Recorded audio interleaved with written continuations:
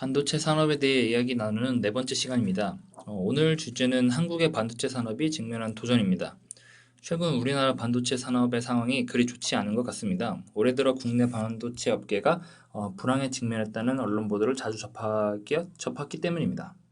말씀하신 것처럼 지금 한국의 반도체 산업은 상황이 그렇게 좋지는 않습니다. 현재 삼성전자나 SK하이닉스와 같은 한국 반도체 기업들은 세계 메모리 반도체 시장에서 무려 70%에 가까운 점유율을 기록하며 압도적으로 1위의 자리를 유지하고 있지만 비메모리 반도체 분야에서는 열세에 처해 있습니다. 때문에 반도체 산업을 통해 거두는 이익이 메모리 반도체 분야에 지나치게 편중되어 있다는 지적이 나옵니다. 여기에 반도체 분야는 우리나라 수출액 중에서 가장 큰 비중을 차지하고 나아가 수출은 우리 경제의 70%를 차지하죠. 때문에 메모리 반도체 하나가 한국 경제 전체를 이끌고 있다고 해도 과언이 아닐 겁니다. 이는 뒤집어 생각하면 메모리 반도체 분야에 큰 타격이 발생할 경우 한국 경제 전체가 심각한 위기에 직면할 수 있음을 의미합니다. 그리고 이러한 우려는 이미 현실로 나타나고 있습니다. 작년까지만 해도 다양한 부문에서의 기술 혁신으로 인해 메모리 반도체의 수요가 비약적으로 증가하면서 국내 기업들이 엄청난 호황을 맞이하였는데요. 올해 들어 그 수요가 감소했기 때문입니다. 그동안의 수요 증가로 인해 메모리 반도체 가격이 굉장히 크게 상승했고 이제는 수요 또한 진정되는 분위기거든요. 하지만 이미 증산된 생산 라인을 다시 감산하기는 어려운 만큼 국내 기업들은 작년에 비해 훨씬 악화된 실적을 받아들여야만 했습니다. 때문에 최근 기업과 정부가 비메모리 반도체로의 도전을 선언한 것은 단지 사업 영역의 다각화가 아닌 생존을 위한 필사적인 움직임이라고 볼 수 있습니다. 반도체야말로 우리 경제를 이끄는 가장 중요한 산업이기에 한번 휘청거릴 경우 굉장히 큰 파급력을 불러일으킬 수도 있겠네요.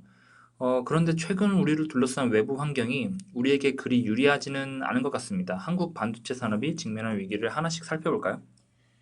가장 먼저 말씀드릴 것은 바로 중국의 반도체 굴기입니다. 정확히 말하자면 메모리 반도체 굴기가 되겠네요. 그동안 중국은 압도적인 자본과 인력을 활용해 다양한 제조업 분야에서 단기간 내에 경쟁력을 쌓아왔습니다. 그리고 이제 그 마술을 반도체 분야에도 펼치고 있는 것이죠. 제가 메모리 반도체 굴기라고 말씀드린 이유는 말 그대로 중국 정부와 기업이 현재 우리가 차지하고 있는 메모리 반도체 패권을 정조준하고 있기 때문입니다. 모든 제품에 100% 적용되는 말은 아니지만 일반적으로 비메모리 반도체는 탑재되는 제품의 성능이나 역할에 따라 요구되는 스펙이 달라지기 때문에 시장에 각자의 특성을 갖춘 다양한 제품군이 존재합니다.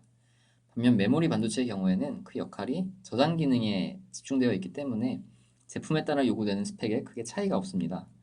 때문에 규모의 경제를 활용해 단기간 내에 시장에 진출하는 것이 상대적으로 용이해지죠. 이에 중국은 자국의 강점을 최대한 활용할 수 있는 메모리 반도체 분야로의 진출 야욕을 드러내고 있는 것입니다. 현재 전 세계 수많은 기업들이 중국에 공장을 두고 전자제품을 생산하고 있고 또 거대한 중국 시장을 수요로 하는 중국 전자기업들의 성장 또한 매우 가파른 상황입니다. 때문에 중국 메모리 반도체 업계가 이러한 기회를 활용한다면 우리로서는 커다란 위협을 느낄 수밖에 없게 되죠. 그렇군요.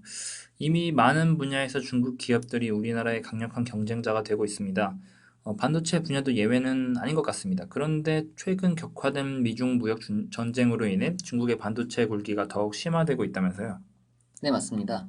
이 미중 무역 전쟁은 단순히 미국과 중국 두 국가 사이의 무역 분쟁이라기보다는 서로의 자존심을 건 물러설 수 없는 한판 승부에 가깝습니다.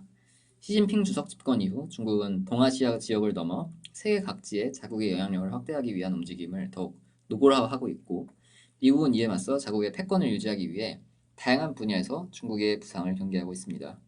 반도체 산업 역시 무역 전쟁의 주요 전장이죠. 앞서 살펴봤듯 반도체는 지금도 많이 사용되고 있지만 향후 4차 산업혁명 시대에는 그 중요성이 더욱 커지기 때문입니다. 때문에 이번 무역 전쟁을 계기로 미국은 중국으로의 반도체 부품, 소재, 장비 수출을 제한하고 있고 중국은 이에 대항해 핵심 기술 자립을 강조하며 반도체 시장에 대한 투자를 더욱 가속화하고 있습니다. 여기에 우리에게 또 다른 위협이 될 수 있는 것이 바로 희토류의 무기화입니다. 희토류는 반도체 제품의 원료가 되는 자원으로 현재 다양한 산업군에서 널리 활용되고 있습니다. 그런데 이 희토류를 가장 많이 생산하는 국가가 바로 중국입니다. 중국은 세계에서 희토류가 가장 많이 매장되어 있는 국가로 현재 전 세계 희토류 생산량의 70%를 차지합니다. 때문에 중국이 희토류의 수출을 국가적으로 제한한다면 이를 원료로 사용하는 해외 반도체 기업들에게는 큰 타격이 될 수 있죠. 실제로 이번 무역 전쟁을 거치며 중국 정부가 희토류 수출 제한을 고려할 수 있다는 가능성을 내비친 적도 있고요. 확실히 중국은 우리에게 정말 위협적인 경쟁자인 것 같습니다. 그런데 현재 우리 반도체 산업의 불확실성을 야기하는 국가는 중국만은 아니잖아요.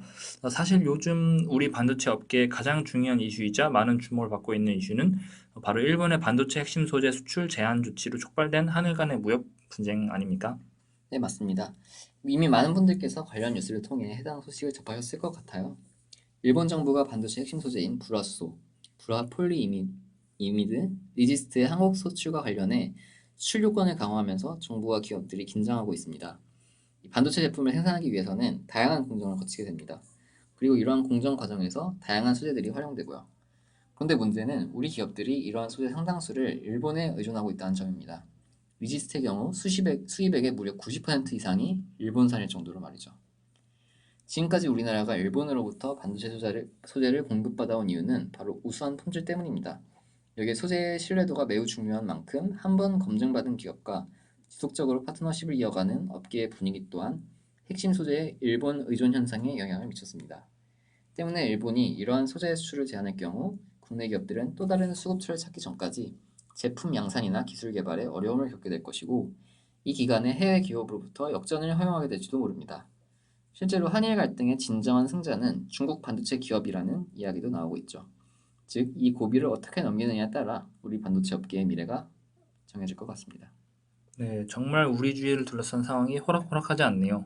하지만 우리에게 어두운 미래가 있는 것만은 아닙니다. 오늘은 현재 우리를 둘러싼 외부의 불확실성에 대해 살펴보았다면, 다음에는 이러한 위기를 어떻게 헤쳐나갈 수 있을지에 대해 이야기를 나눠보도록 하겠습니다.